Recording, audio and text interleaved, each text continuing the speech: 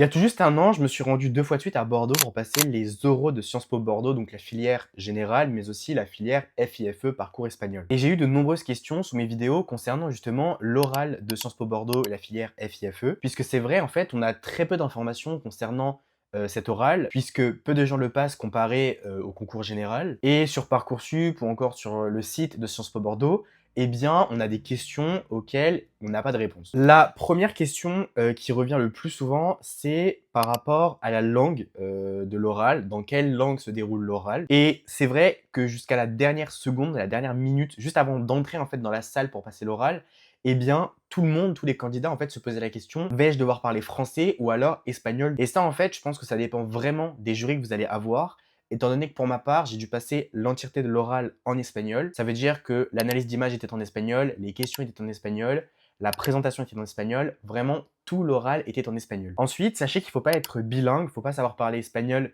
comme un natif pour pouvoir réussir l'oral. En fait, vraiment le but de l'oral, c'est vraiment que vous soyez capable de montrer au jury que vous connaissez les bases de l'espagnol, que vous avez un niveau, finalement, un niveau entre B2 et C1, et aussi en fait que vous soyez capable d'analyser avec plus ou moins de précision, de reconnaître de grands personnages de l'histoire un petit peu espagnole et latino-américaine. Pour vous donner un peu un exemple, lors de l'oral du coup, j'ai eu cette image-là et j'ai dû l'analyser, j'ai dû décrire ce que je voyais,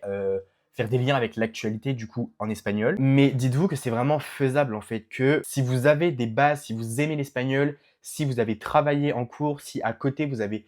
développé un petit peu votre niveau en espagnol, vous avez regardé des séries en espagnol, franchement, ne stressez pas en tout cas pour cette partie de l'oral, pour cette caractéristique de l'oral.